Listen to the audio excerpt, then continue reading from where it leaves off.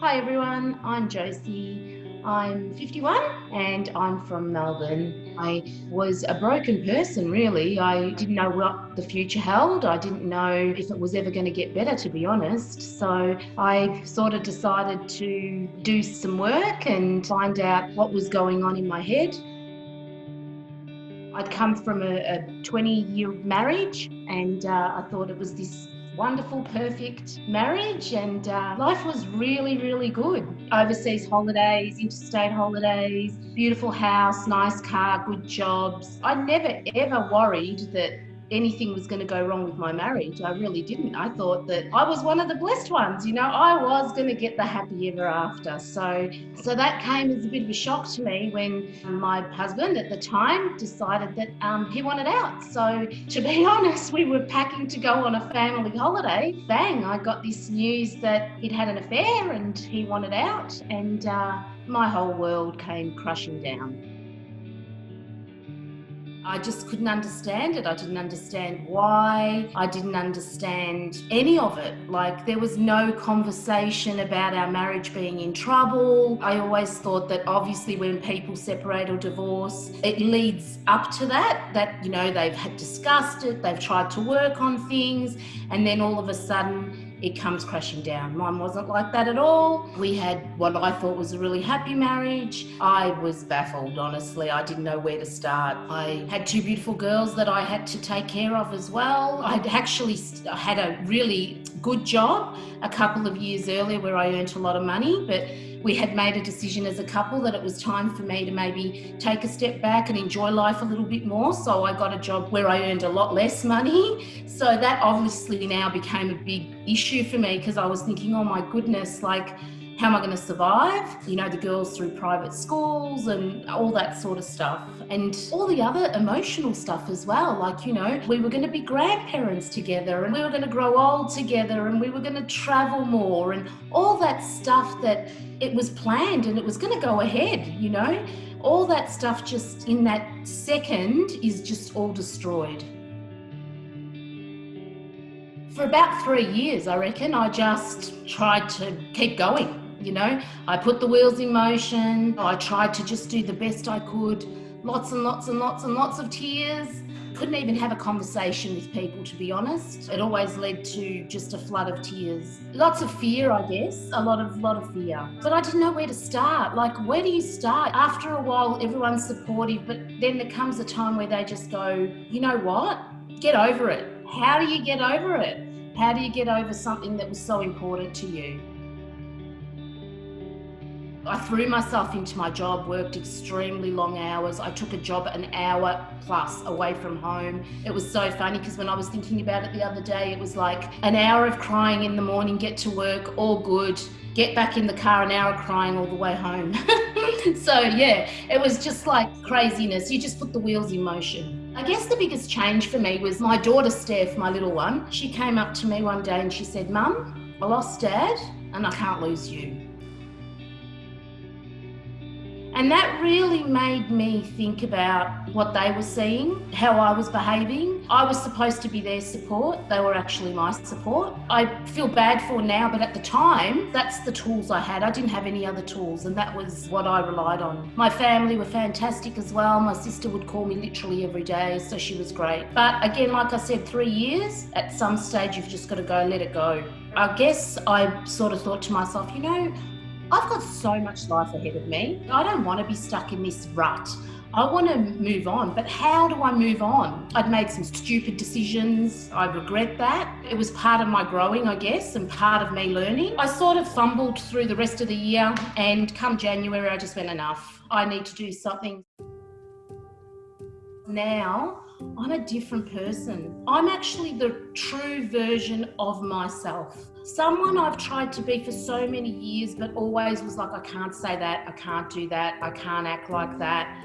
What are people going to say? Who cares? You could be the best person on earth and someone is still going to find something to say about you.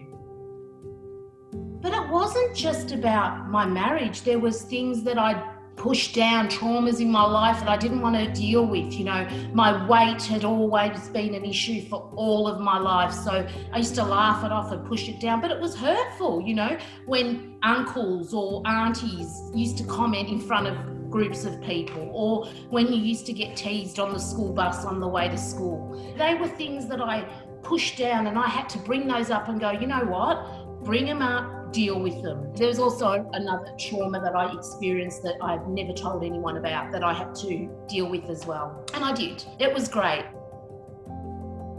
I thought, now's my time, you know, it's my time now to get out there and you know, have more and get what I want. I have my checklist. My checklist is different to everyone else's checklist. We all have our own checklist. It did make me realise that as good as he was, you know, there was a lot of things that weren't perfect. As much as I like to think I had this perfect marriage, there were a lot of things that weren't perfect. You know what? If you want to settle and you want to just go day to day and it's all happy, no dramas, honestly. But is that how we want to live life? I don't know. I didn't want to live life like that. In a way now, I sort of think he's done me a favour. I've met some amazing people. I just feel like I'm on the right path now. I've started dating again earlier this year. I have to tell you, and this is without a word of a lie, I've met 4 guys that I've gone out on dates with, and all amazing guys, beautiful guys, lovely, but no connection, no chemistry. I'm not going to settle. The old Josie would have gone, you know what, he's got a good job. He's a nice guy, owns his own house. He seems like fun, he's spontaneous. Yeah, he'll do. Not the new Josie. I want the fairy tale again. I want the sparks.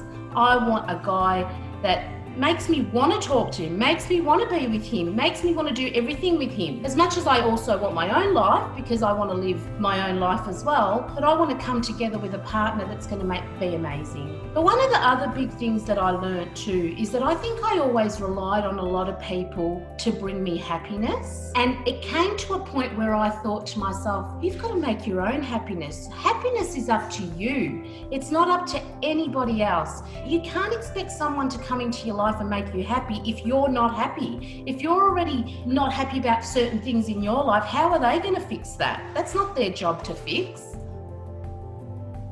To make yourself right, you've got to make someone else wrong. And I'm still working on that one, okay? That was a really big one that resonated with me because I'm a leader, so I want to be right?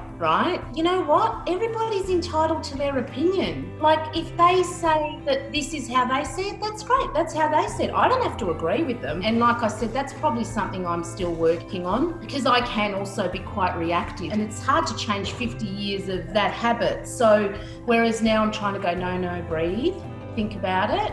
And it's true. Like honestly, it doesn't matter. I'm a different person. I love who I am now. I'm not skinny, you know, I'm not the most attractive girl in the world, but you know what? I'm me and I love it. And whoever comes into my life, great. If they accept me, fantastic, I'll accept them and I will love them wholeheartedly. And if they don't, that's okay. Everyone that we meet, we're never going to love. There's going to be certain people that we think, yeah, they're cool. I reckon I could really be close to that person. It's just the facts of life. We're not going to love everyone we meet. And that's taken me 50 years, you know, 50 years to look in a mirror and actually say, I actually like who I am. A lot of the time I wasn't even thinking of dating because I'm like, oh my God, who's going to want me? I'm overweight, I'm this, I'm that. But you know what? There are guys out there that love me. I am worthy and I know what I bring to the table now. That's so important. It's just learning to really love who you are. You know, you don't click with someone that, you know what that means? There's someone else better who's going to come along. The future looks bright for me. I always wanted to do nursing and I kept putting it off. So this year I decided, my dad passed away in March and I was with him in the hospital for the last 2 weeks, literally every day. And my sister actually said to me, when are you going to do your nursing? And I thought about it a lot and I thought, you know what, I'm going to look into it. So I've actually started a course like an assistant nurse. I've been doing it for about 4 weeks now and I absolutely love it and I knew I would. It's something that I really want to do and I want to wake up in the morning and I want to do do something that makes my soul happy. And to think that I can maybe make a difference to someone's life every single day would be amazing. And I started dating again, which is great, and I feel happy. And I actually don't even know if I want a partner now, to be honest. I'm so happy with where I am in my life. I never thought I would ever say that, honestly. I thought I'd be always like the person that just needed the partner. And I think that's what it is. When you actually go through a separation, I guess your self-esteem takes such a hit, because even though it's not about you, which I realised later down the track, you still think, oh my God, what could have I done better? Could have I been skinnier? Could have I been prettier? Could have I been this? Could have I been that? I think with a lot of women, their first thing is, if I can just get another guy, he'll see that I'm worthy, that another guy's going to make me worthy. But now I've realised that I'm worthy. I don't need a guy to make me worthy. Yeah, I'm just in a really good space. Like, I try not to let things rattle me as much. I think it's also about being around the right people. I think that's a really important thing, because you've got to do what's right for you. But yeah, my plan was to travel at least every year, but COVID stopped that for this year.